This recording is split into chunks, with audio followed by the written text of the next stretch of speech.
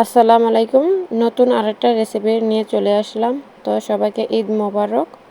তো আজকে ঈদের দিন, তাই আজকে রেসিপি সেমাই। তো সেমাইটা ভালোভাবে ভাজতেছি।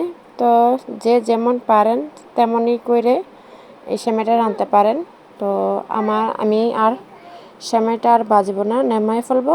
তো দেখতেছেন দুধটা বসাই দিলাম, আর দুধের ভিতরে ঠেঙ্গা, এলাচ দিয়ে ফেলছি, আর চিনিও দিয়ে ফেলছি, সেটা অফ ক্যামেরায়।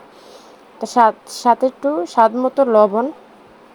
তো আমার সেমাই রান্না করার পর তারপর আমি আজকে মুরগি রাঁধবো। তারপর মুরগি মাংসটা বসাই দিছি। তো আগে থেকে আমার করার ছিল মুরগি মাংসটা বসানো। তো আগে থেকেই আমি যেভাবে দৈনিক রান্না করি সেভাবেই বসাই দিছি। আমি তো আপনারা জানেন আর কয়েকটা ভিডিও মুরগি যখন মেখে রাঁধছি, তো সেই ভিডিওটা দেখাইলাম না ফুল।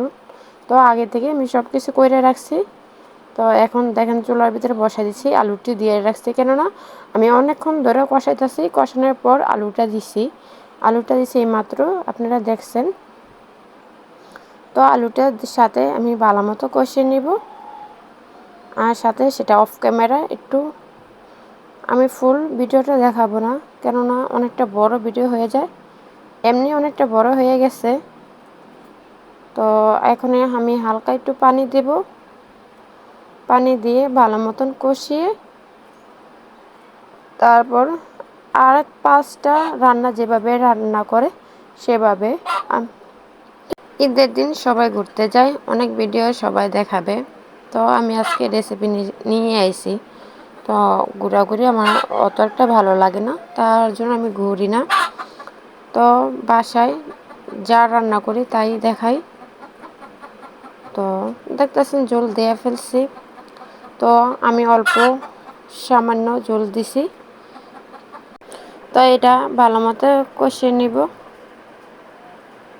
দেখতেছেন প্রায় গোশটা সিদ্ধ হওয়া শেষ মনে হয়।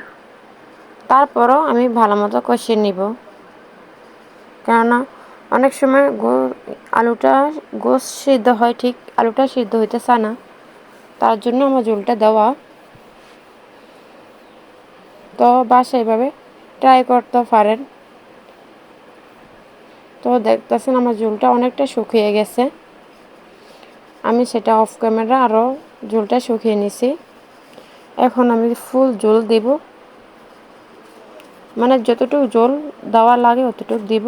তারপরও ঝোলটার পরও দিয়ে ভালো মতো কষিয়ে নেব,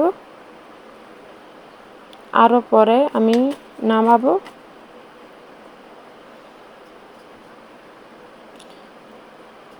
তো ঝোলটা এরকম আছে।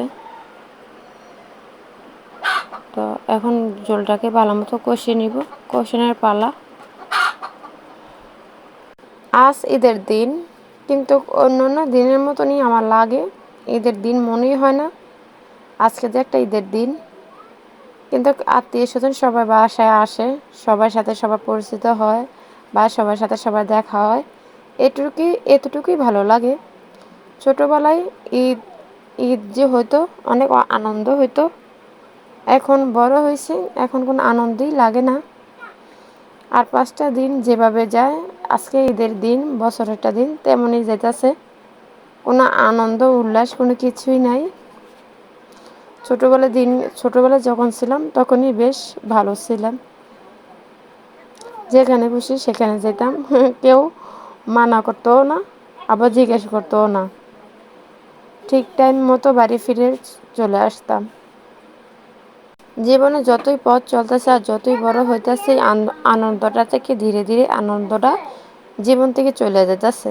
যতই বড় হই ততই কিছু ভালো লাগে না। ভিডিওটা আর বড় করবো না, কার কেমন ঈদ কাটলো জানাবেন।